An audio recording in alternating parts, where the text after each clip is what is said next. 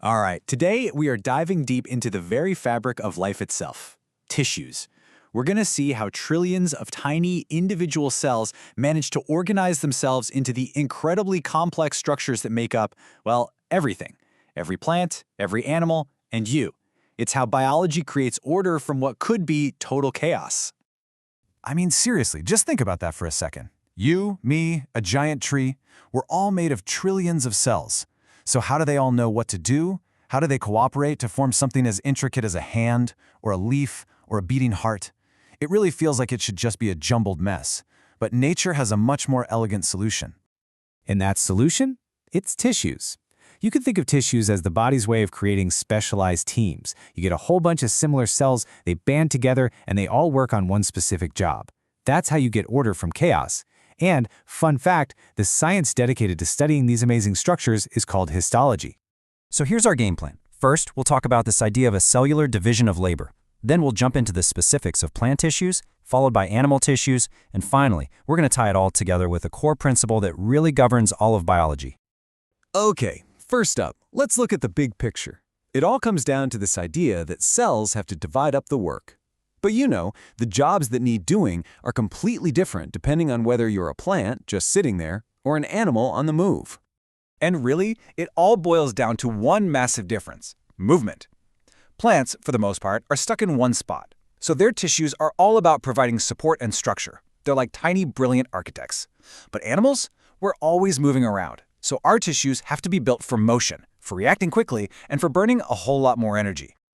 Okay, so let's see exactly how this plays out in the plant kingdom. We're going to start by looking at the specialized teams that allow a simple seed to grow into a tall, strong plant.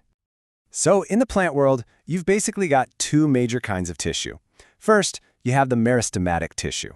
Just think of this as the plant's 24/7 construction crew. These cells are always dividing, always building new parts. And then you have the permanent tissue. These are the seasoned pros, the specialized workforce. They've matured, picked a specific job, like food storage or support, and they've stopped dividing. So where is this construction crew actually working? Well, they hang out in three key spots. You've got the apical meristems right at the very tips of stems and roots, and their job is to make the plant taller. Then, the lateral meristems are on the sides, and they make the trunk or stem get wider. And finally, you have intercalary meristems, which you find at the base of leaves, and they're responsible for that super fast growth you see in things like bamboo. Now, this is a really crucial idea. How does a cell from that dividing construction crew become a specialized worker? It's all through a process called differentiation. It's kind of like a cell going off to college. It starts out with a lot of potential, then it chooses a major, and it graduates with a very specific shape, size, and function, ready to join the permanent workforce. Okay, let's take a closer look at this specialized workforce, the simple permanent tissues. And right away, look at that first row. Parenchyma and collenchyma are made of living cells, but sclerenchyma cells, they're actually dead once they're mature, which is totally key to what they do. You can see why in the cell walls too. Parenchyma is thin, collenchyma is unevenly thickened for flexibility, but sclerenchyma is super thick and hard, giving the plant pure, rigid strength. And speaking of that strength, I mean, have you ever tried to crack open a coconut? That incredible, unbelievable toughness of the husk, that's all thanks to sclerenchyma tissue. It's basically nature's armor plating. So what makes it so ridiculously strong? Well, the secret ingredient is a substance called lignin. The walls of sclerenchyma cells are just loaded with it. You can literally think of lignin as nature's super strong cement. It fills in all the gaps and creates this incredibly hard and rigid structure. Now, beyond those simple tissues, plants also have complex ones, made of a few different cell types all working together. And these form the plant's internal transport system. The xylem is basically the plumbing, a network of tubes that pulls water and minerals up from the ground. And the phloem, that's the food delivery service, taking all the sugary food made in the leaves and shipping it out to every other part of the plant that needs energy. All right, let's switch gears. We're leaving the stationary world of plants and jumping into the super dynamic world of animals. Now, animal bodies have a totally different set of problems to solve, and to do that, they've evolved this amazing toolkit of 4 essential tissue types. And here is that toolkit. First up is epithelial tissue. Think of this as the body's covering, like our skin or the lining inside our organs.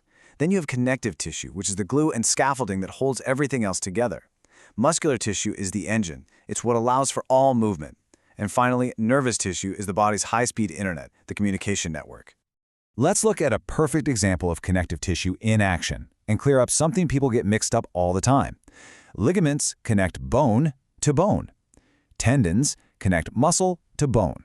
Just remembering that one little difference is a huge key to understanding how our whole support system is put together. Okay, now for muscle. Not all muscle is the same, and the biggest difference is all about control. You choose to move your striated muscles, right? When you walk, when you wave, that's voluntary. But you don't have to consciously think about digesting your lunch or telling your heart to beat.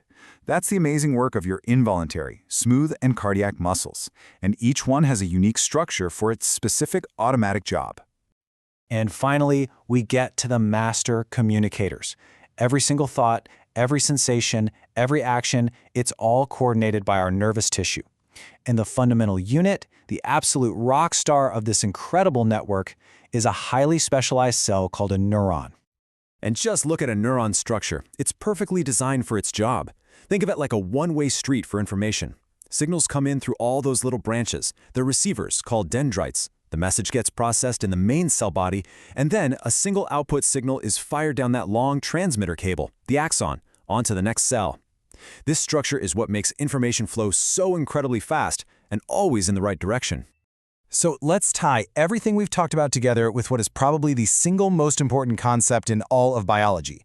It doesn't matter if you're a plant or an animal, the design of a tissue, its structure is always perfectly matched to the job it has to do. Let's look at two final, perfect examples of this. In a plant, those xylem cells are hollow, dead tubes with thick walls. Why? Because that's the most efficient possible design for a water pipe. Now look at us. The cells lining our mouths are super flat and thin. Why? So that substances can pass through them easily. In both cases, the form flawlessly follows the function. So we've seen how cells form these specialized teams we call tissues. But that's really just the beginning of the story. The next level of organization is how these different tissues, the epithelial, the connective, the muscular, and the nervous, all come together to build complex functional organs like a stomach or a brain. How do these teams of teams cooperate to build an entire organism? Well, that's the next amazing chapter in the story of life.